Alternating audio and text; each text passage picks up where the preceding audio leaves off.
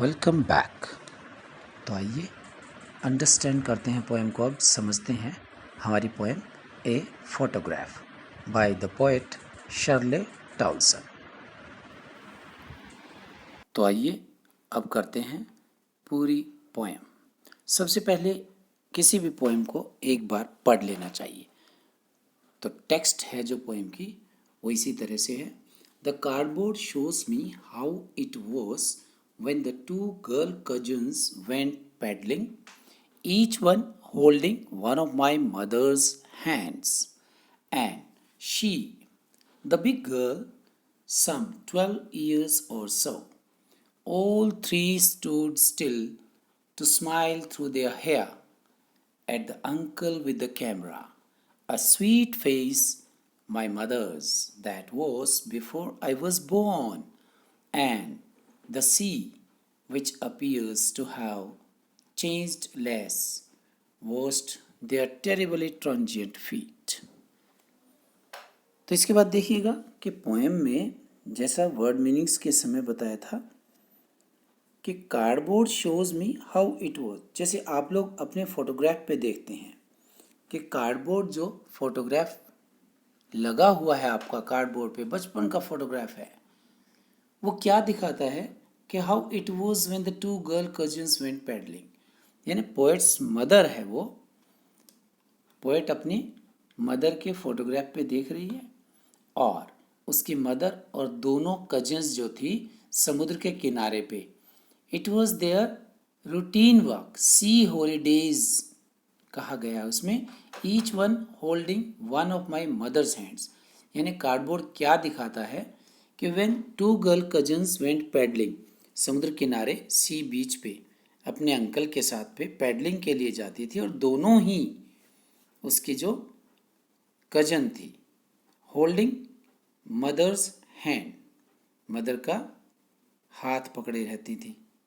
और किस तरह से पकड़े रहती थी? दोनों तरफ, जैसे कि फोटोग्राफ में दिखाया गया है। And she the big girl, यानी बिग गर्ल किसको कहा गया है? पोएट की मदर को। 12 ईयर्स और सो, यानी लगभग 12 साल की रही होगी उस समय में। All three stood still to smile through their hair, यानी ये क्या एक्सप्रेशन है? To smile through their hair, यानी तीनों ही बिल्कुल शांत खड़ी थी। और सामने कौन थे? Eight the uncle with the camera, यानी कैमरे के साथ में अंकल खड़े थे। आप भी जब भी फोटो खिंचवाते हैं तो कैमरामैन क्या कहता है? Smile please. तो उसी तरह से तीनों जो सिस्टर्स थी वो स्माइल करती हैं और बाल उनके थोड़े से चेहरे पे बिखरे हुए हैं। That is why it has been said that all the three they looked at the uncle with the camera, यानी to smile through their hair, इसीलिए कहा गया है कि बाल बिखरे थे और कैमरे पे देखा। फिर उसको पुरानी याद आती है। I told you the poem has been divided into 3 parts. One, before the poet was born. Second, when the mother was alive and she looks at her photograph. और तीसरा क्या है?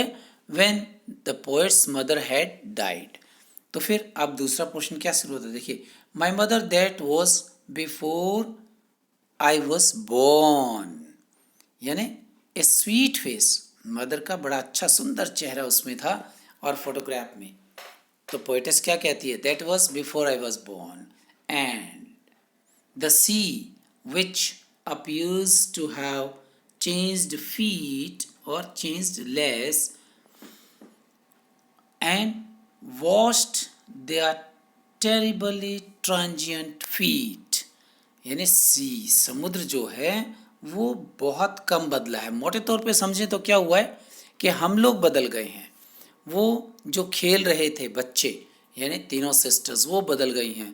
ट्रांजिएंट फीट, यानी पाँव जो है वो बदल जाते हैं उस पानी में जो खेल रहे थे, लेकिन पानी जो है water that is less changed, वो बहुत कम चेंज होता है। मतलब क्या दिखाया गया है कि फेजेस बदल गई हैं, one after the other, stage बदल गई हैं। Poetess mother who was that time, उस समय जो 12 साल की थी, अब वो बिल्कुल बदल चुकी हैं जब वो अपने फोटोग्राफ पे देख रही हैं, और अब जब पोएटेस अपने फोटो उनके मदर के फोटोग्राफ पे देख रही हैं तो मदर इज़ नो मोर। तो फिर उस समय की बात है कि ये कितना बदल गए हैं, but the sea is still the almost same. Some 20-30 years later, she laughed at the snapshot. तो अब क्या है, this is the second stage, दूसरी स्टेज शुरू हुई है पोएम में कि लगभग 20-30 साल बाद when poets mother was looking at her photograph. जैसे मैंने बताया ना कि हम अगर आज अपने बचपन का फ़ोटो देखें तो हमें कहीं ना कहीं उन फोटोग्राफ्स में देख करके थोड़ी सी हंसी आ जाती है कि हम बचपन में कैसे थे, कि देखो देखो देखो मैं कैसे कर रहा था। तो उसी तरह से exactly in a similar way poets mother जो है वो हंसती है और क्या कहती है, सी बैटी एंड डोली, she would say, and look how they dressed us for the beach. ये देखो कि उनको देखो देखो डोली और बेटी कैसी हैं, और हाउ दे ड्रेस, दे का मतलब क्या है, हमारे घर वाले, कि उन्होंने हमें किस तरह से ड्रेस पहनाई थी, किस लिए, फॉर द बीच, यानी बीच पे जाना उनके लिए क्या था, very good pass time of the holidays. जैसे छुट्टियां होती थी अपने अंकल के साथ चले जाते थे। The sea holiday was her past, ये लिखा है ना, देखिए, sea holiday was her past, mine is her laughter, both wry with the laboured ease of loss. यानी सी हॉलीडेज, वो जब भी खुश होती थी, टाइम होता था, दे यूज टू गो टू सी बीच, वहाँ चले जाते थे और खूब मस्ती करते थे, हंसते खेलते। जैसे आजकल भी बच्चे नहर के किनारे चले जाते हैं, खेलते हैं, नहर में कम पानी हो तो उसमें। एंड बोथ राय, अब ये आज की सिचुएशन आ गई है, वो कब हंसती खेलती थी, जब सी हॉलीडेज थे और उस फोटोग्राफ को देखकर। अब पोएटेस एक बार फोटोग्राफ को देख करके हंसती है, but when the mother is no more, यानी तीनों स्टेजेस हैं। देखिए, first the poet was not born, second poet भी है और मदर भी है, उसने देखा मदर फोटोग्राफ को देख करके कैसे हंस रही है। अब थर्ड क्या है कि मदर नहीं है, केवल फोटोग्राफ। तो दोनों को बड़ा दुख होता है, both wry with the laboured ease of loss, यानी उस समय की जो खुशी थी उसका लॉस हो गया है। अब उन्हें लग रहा है कि वो हंसी खुशी नहीं है। तो both wry, now she has been dead nearly as many years as that girl lived, यानी लगभग उतने ही साल, कितने साल की थी, 12 साल की, जब वो शुरू की बात कर रहे हैं। तो लगभग 10-12 साल हो गए हैं मदर को दिवंगत हुए, यानी मदर की डेथ हुए 10-12 साल हो गए, mother is dead, and of this circumstance there is nothing to say at all, its silence silences। यानी पोएटेस अब क्या सोचती है, अब आज की जो परिस्थितियां हैं, ऑफ दिस सर्कमस्टांस, आज की जो परिस्थिति उसमें क्या है, there is nothing to say at all, यानी क्या कहे वो, because her mother is not there and she is little bit sad, और उस सैडनेस में she surrenders herself to the silence. इसीलिए देखिए लास्ट लाइन में क्या लिखा है, इट्स साइलेंस साइलेंसेस, यानी वो बिल्कुल चुप ही कर देती है, because mother is not there now and she cannot be happy, only her past memories are there, पुरानी यादें उसके दिमाग में हैं और उन्हीं यादों को देख करके एक बार वो खुश होती है, और बाद में lastly there is nothing to do but silence silence silence.